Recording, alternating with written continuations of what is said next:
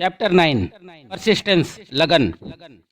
दोस्तों, पिछले चैप्टर में हमने जाना कि डिसीजन का अमीरी से क्या संबंध है। आइए अब स्टार्ट करते हैं चैप्टर 9 से। अमीरी की दिशा में 8वां कदम है परसिस्टेंस लगन। ऑथर बताते हैं कि इच्छा को इसके आर्थिक समतुल्य में रूपांतरित करने की प्रक्रिया में लगन एक अनिवार्य तत्व है। लगन का आधार इच्छा शक्ति है। इच्छा शक्ति और प्रबल इच्छा जब सही तरीके से मिल जाते हैं तो एक ऐसा युग बन जाता है जिसका कोई तोड़ नहीं है। जो लोग बेहद अमीर बनते हैं उन्हें आमतौर पर भावी शून्य और कई बार कठोर भी समझा जाता है। प्रायः उन्हें गलत समझा जाता है। उनमें इच्छा शक्ति होती है जिसे वे लगन के साथ मिला देते हैं और इस तरह वे अपने लक्ष्य को हासिल करना सुनिश्चित कर लेते हैं। ऑथर बताते हैं कि हमारी लगन का पहला इम्तिहान तब होगा जब हम चैप्टर 2 में दिए गए 6 कदमों का अनुसरण करना शुरू करें। जब तक कि हम उन 2% लोगों में से ना हो जिनका पहले से ही निश्चित लक्ष्य हो जिसकी तरफ हम बढ़ रहे हों और हमारे पास इस लक्ष्य को हासिल करने के लिए कोई निश्चित योजना है, तब तक हम निर्देशों को पढ़ेंगे और अपनी रोजमर्रा की जिंदगी जीते रहेंगे और उन निर्देशों का पालन नहीं करेंगे। लगन का अभाव असफलता के सबसे बड़े कारणों में से एक है, मगर यह एक ऐसी कमजोरी है जिसे प्रयास से दूर किया जा सकता है और यह इस बात पर निर्भर करता है कि आपकी इच्छा कितनी प्रबल है। समूची उपलब्धि का शुरुआती बिंदु है इच्छा। कमजोर इच्छाओं के परिणाम भी कमजोर होते हैं। जिस तरह छोटी आग से कम गर्मी मिलती है, अगर हम पाएं कि हमें लगन का अभाव है तो इस कमजोरी का इलाज यह है कि हम अपनी इच्छा की आग को प्रबल बना लें।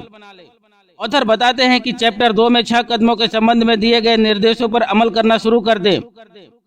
हम जितने उत्साह से इन निर्देशों का पालन करेंगे उससे यह स्पष्ट रूप से साबित होगा कि हमें धन कमाने की कितनी अधिक या कितनी कम इच्छा है। अगर हम पाते हैं कि हम उदासीन हैं तो हम इस नतीजे पर पहुंच सकते हैं कि हमें अब भी धन की चेतना विकसित नहीं हो पाई है जो पैसा कमाने के लिए जरूरी है, क्योंकि अमीरी इसी चेतना के विकसित होने के बाद आती है। अगर हमें लगे कि हमारी लगन कमजोर है तो हम अपने चारों तरफ मास्टरमाइंड समूह का घेरा बना ले और समूह के प्रयासों से हम अपनी लगन को विकसित कर सकते हैं। ऑथर बताते हैं कि इन चैप्टर्स में बताए गए निर्देशों का पालन करें जब तक कि प्रकृति आपके अवचेतन मस्तिष्क में बनी तस्वीर के अनुसार आपकी इच्छित वस्तु आपको प्रदान न कर दे। उस बिंदु के बाद आपकी राह में लगन की कमी के कारण कोई बाधा नहीं आएगी। चाहे हम जाग रहे हो या सोए हुए हों, हमारा अवचेतन मस्तिष्क लगातार काम करता रहता है। जिस मस्तिष्क में धन की चेतना नहीं होती, गरीबी की चेतना उस मस्तिष्क को अपने आप जकड़ लेती है। गरीबी की चेतना बिना कुछ किए अपने आप आ जाती है। इसके लिए आदतों को सचेतन रूप से लागू करने की या विकसित करने की कोई जरूरत नहीं होती। धन की चेतना को व्यवस्थित करना होता है जब तक कि हमें वह चेतना न उत्पन्न हो जाए। ऑथर बताते हैं कि अगर हमने कभी कोई बुरा सपना देखा हो तो हमको लगन के महत्व का एहसास होगा। हम बिस्तर पर पड़े हैं, आधे जागे हैं और हमें ऐसा लग रहा है जैसे हमको कुचल दिया गया हो। हम करवट नहीं ले सकते या एक मांसपेशी भी नहीं हिला सकते। हमको एहसास होता है कि हमको अपनी मांसपेशियों पर फिर से नियंत्रण करना चाहिए। इच्छा शक्ति के लगन भरे प्रयास के द्वारा हम अंततः अपने एक हाथ ही उंगलियों को हिलाने में सफल होते हैं। अपनी उंगलियों को हिलाना जारी रखते हुए हम अपने नियंत्रण को अपनी पूरी बांह तक ले आते हैं जब तक कि हम इसे उठा न लें। इसके बाद हम दूसरे हाथ के साथ भी यही करते हैं। अंततः हम अपने एक पैर की मांसपेशियों पर नियंत्रण कर लेते हैं और यही दूसरे पैर के साथ भी करते हैं। फिर इच्छा के सर्वश्रेष्ठ प्रयास के द्वारा हम अपने मांसपेशीय तंत्र पर पूरा नियंत्रण हासिल कर लेते हैं और अपने बुरे सपने से बाहर निकल आते हैं। इसमें कदम दर कदम चलना ही रहस्य है। हमें अपनी मानसिक जड़ता से बाहर निकलने के लिए भी इसी तकनीक की आवश्यकता होगी। पहले धीमी गति से प्रयास करें, फिर अपनी गति को बढ़ाकर प्रयास करते रहे जब तक कि आपको अपनी इच्छा शक्ति पर पूरा नियंत्रण हासिल ना हो जाए। लगे रहें, चाहे शुरुआत में आपकी गति कितनी ही धीमी क्यों ना हो। लगन के साथ आपको सफलता भी मिलेगी। जिन्होंने लगन की आदत डाली है उन्होंने एक तरह से असफलता का बीमा कर लिया है। चाहे वो कितनी बार असफल हो, मगर वे आखिरकार सीढ़ी के शिखर पर पहुंच ही जाते हैं। कई बार ऐसा लगता है जैसे कोई छुपा हुआ मार्गदर्शक कहीं पर है जो निराशाजनक अनुभवों के द्वारा लोगों को परखता है। जो लोग हारने के बाद अपने आप को उठा लेते हैं और कोशिश करना जारी रखते हैं और अंततः सफल हो जाते हैं, उनसे दुनिया कहती है शाबाश, हम जानते थे कि तुम यह कर सकते हो। छुपा हुआ मार्गदर्शक लगन के इम्तिहान से गुजरे बिना किसी को भी महान उपलब्धि का आनंद नहीं लेने देता। जो लोग यह इम्तिहान नहीं देते वो इसमें उत्तीर्ण भी नहीं होते। जो लोग सहन करते हैं उन्हें उनकी लगन का प्रचुर पुरस्कार भी मिलता है।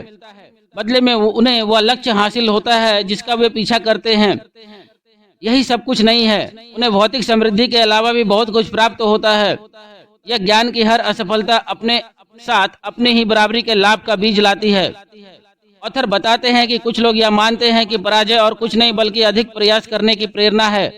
सौभाग्य से यह लोग जिंदगी के रिवर्स गियर को कभी स्वीकार नहीं करते, परंतु हम जिसे नहीं देख पाते और जिसके अस्तित्व के बारे में अधिकांश लोग अनजान रहते हैं, वह ऐसी मौन मगर प्रबल शक्ति है जो उन लोगों की मदद के लिए आगे आती है जो निराशा के विरुद्ध संघर्ष करते हैं।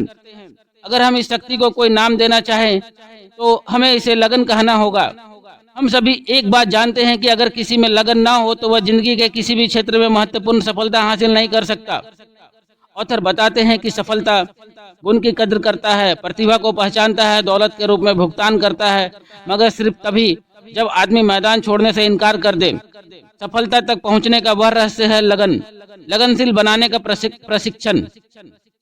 लगन एक मानसिक अवस्था है, इसलिए इसे विकसित किया जा सकता है। लगन निम्न कारणों पर आधारित है। फर्स्ट, निश्चित उद्देश्य। लगन के विकास का पहला और सबसे महत्वपूर्ण कदम निश्चित उद्देश्य है। एक दृढ़ उद्देश्य व्यक्ति को कई बाधाओं के पार ले जाता है। सेकंड, इच्छा। जब किसी वस्तु को हासिल करने की हमारी प्रबल इच्छा हो तो लगन हासिल करना और उसे बनाए रखना तुलनात्मक रूप से आसान हो जाता है। थर्ड, आत्मनिर्भरता। जब किसी योजना को सफलतापूर्वक पूरा करने की अपनी योग्यता में हमको विश्वास होता है तो हमको प्रोत्साहन मिलता है कि हम उस योजना को लगन से पूरा करें। फोर्थ, योजनाओं की निश्चितता। सुव्यवस्थित योजनाएं, चाहे वे कमजोर और पूरी तरह अव्यवहारिक हो, लगन को प्रोत्साहित करती है। 5, सटीक ज्ञान। यह जानकारी कि हमारी योजनाएं दमदार हैं और अनुभव या अवलोकन पर आधारित है, लगन को प्रोत्साहित करती है। जानने के बजाय अनुमान लगाने से लगन नष्ट हो जाती है। 6, सहयोग। दूसरों के साथ सहयोग से लगन विकसित होता है। 7, इच्छा शक्ति। किसी निश्चित लक्ष्य को हासिल करने के लिए योजनाएं बनाने पर अपने विचारों को केंद्रित करने की आदत से लगन विकसित होती है। 8, आदत। लगन आदत का सीधा परिणाम है। मस्तिष्क दैनिक अनुभवों का एक हिस्सा सोख लेती है और वैसा ही बन जाती है जैसी इसे खुराक दी जाती है। डर सबसे बड़ा शत्रु है और इसके प्रभावी इलाज के लिए हमको बार बार मजबूरन साहसपूर्ण कार्य करने की जरूरत होगी। युद्ध में सक्रिय रहने वाला हर आदमी यह बात जानता है। ऑथर कहते हैं कि क्या हम सचमुच जानना चाहते हैं कि हम कौन हैं और हम क्या करने में सक्षम हैं? अगर हम अमीरी हासिल करना चाहते हैं तो यह वो कमजोरियां हैं जिन्हें हमको जीतना होगा। नंबर 1, कमजोरी। हम क्या चाहते हैं यह ना जानना या इसे ठीक ठीक और स्पष्ट रूप से परिभाषित ना कर पाना। दूसरी कमजोरी, टाल मटोल की आदत। चाहे इसके पीछे कारण हो या ना हो, आमतौर पर इसके पीछे ढेर सारे बहाने पाए जाते हैं। तीसरी कमजोरी, विशेषज्ञ ज्ञान हासिल करने में रुचि का अभाव। चौथी कमजोरी, अनिर्णय। परिस्थितियों का सामना करने के बजाय हर अवसर पर अपने हाथ से प्रकरण को दूसरे के हाथ में देने की आदत।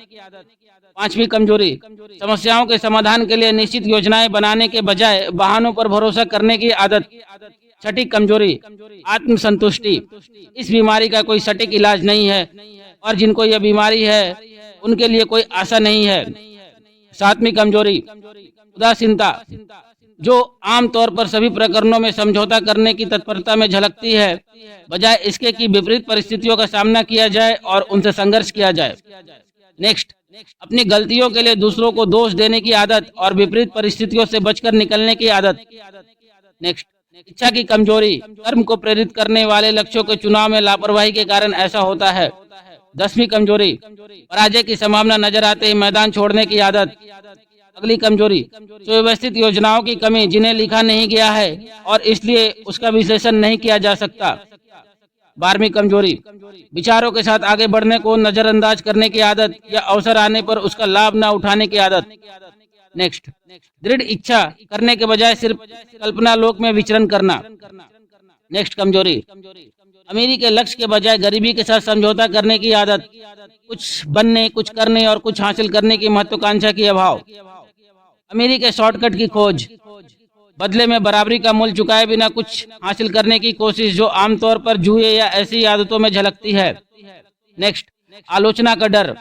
बहुत लोग आगे नहीं बढ़ पाते क्योंकि वे डरते हैं कि लोग क्या सोचेंगे, क्या करेंगे या क्या कहेंगे।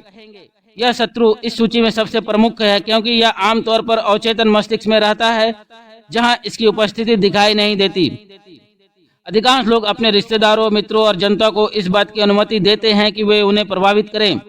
वे अपने जीवन को अपने हिसाब से नहीं जी पाते क्योंकि उन्हें आलोचना का डर सताता रहता है। लोग बिजनेस में जोखिम उठाने से इनकार कर देते हैं क्योंकि उन्हें उस आलोचना का डर होता है जो असफल होने के बाद उन्हें सुनने को मिलेगी।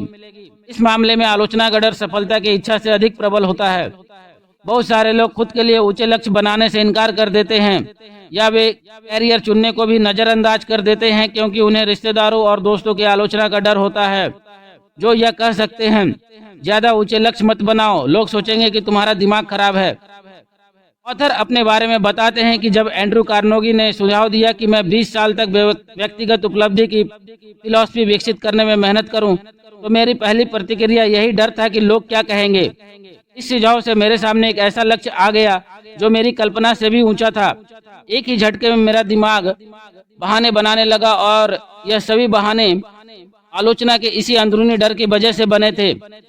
मेरे अंदर किसी ने कहा, तुम इसे नहीं कर सकते, यह काम इतना बड़ा है और इसमें बहुत समय लगेगा, तुम्हारे रिश्तेदार तुम्हारे बारे में क्या सोचेंगे और तुम अपनी आजीविका कैसे चलाओगे। किसी ने भी अब तक सफलता की कोई फिलॉसफी नहीं बनाई है। तुम्हें यह विश्वास करने का क्या अधिकार है कि तुम ऐसा कर सकते हो। वैसे भी तुम कौन हो जो इतने ऊंचे लक्ष्य बनाओ। ऐसा लग रहा था जैसे हर एक यह चाहता हो कि मैं कार्नेगी के सुझाव को पूरा करने से पहले ही हार मान लूं। मेरे पास एक अच्छा अवसर था कि मैं वहीं पर तत्काल अपनी महत्वाकांक्षा का गला घोट दूं, इससे पहले कि यह मुझ पर हावी हो जाए। बाद में जब मैंने हजारों लोगों का विश्लेषण किया तो मैंने पाया कि अधिकांश विचार मुर्दा पैदा होते हैं। तत्काल कर्म की निश्चित योजनाएं बनाकर ही हम उनमें जीवन की सांस फूंकते हैं। अधिकांश विचारों की मौत के पीछे आलोचना का डर होता है, जिसकी वजह से वे योजना और कर्म की अवस्थाओं तक नहीं पहुंच पाते। ऑथर बताते हैं कि किसी में लगन हो तो वह कई अन्य गुणों के बिना भी बहुत सफल हो सकता है। आदमी को केवल उसी अवसर पर भरोसा करना चाहिए जो वह खुद पैदा करे या कर सके। इसके लिए लगन के प्रयोग की आवश्यकता होती है। शुरुआती बिंदु है निश्चित लक्ष्य। एक क्वेश्चन है, लगन को विकसित कैसे करें?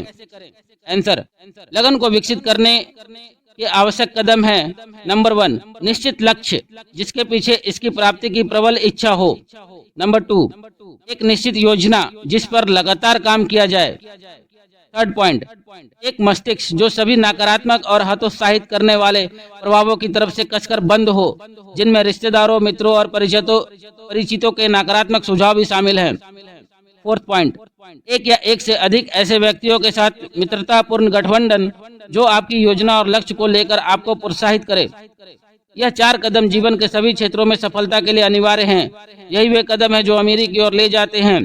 इन्हीं 4 कदमों से हम डर, हताशा, उदासीनता पर विजय प्राप्त करते हैं।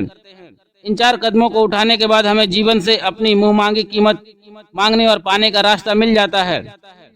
ऑथर बताते हैं कि हेनरी फोर्ड, जिन्होंने शून्य से शुरुआत की और बाद में विराट औद्योगिक साम्राज्य स्थापित किया और शुरुआत में उनके पास लगन के अलावा कुछ खास नहीं था। थॉमस एल्वा एडिसन मात्र 3 महीने स्कूल गए थे, परंतु वे विश्व के अग्रणी आविष्कारक बन गए और उन्होंने लगन को talking machine, moving picture machine और बिजली के बल्ब और 50 अन्य उपयोगी आविष्कारों में परिवर्तित कर दिया। ऑथर बताते हैं कि मैंने इन दोनों ही में लगन के अतिरिक्त कोई और गुण नहीं देखा जिससे यह दूर दूर तक आभास हो कि वह उनकी महान उपलब्धियों का स्रोत हो सकता है। अंत में ऑथर कहते हैं कि लगनशील व्यक्तियों के पास वह कौन सी रहस्यमयी शक्ति है जिसकी वजह से उनमें मुश्किलों पर विजय प्राप्त करने की क्षमता होती है। क्या लगन का गुण इंसान के मस्तिष्क में किसी तरह की आध्यात्मिक, मानसिक और रासायनिक गतिविधि को उत्पन्न करता है जो पराभौतिक शक्तियों को उसके संपर्क में ले आती है? या अनंत प्रज्ञा उस व्यक्ति के पक्ष में हो जाती है जो युद्ध में हार जाने के बाद भी संघर्ष करता रहता है जब सारी दुनिया उसके विरोधी खेमे में हो? तो दोस्तों, इस प्रकार यह चैप्टर समाप्त होता है। Thank you.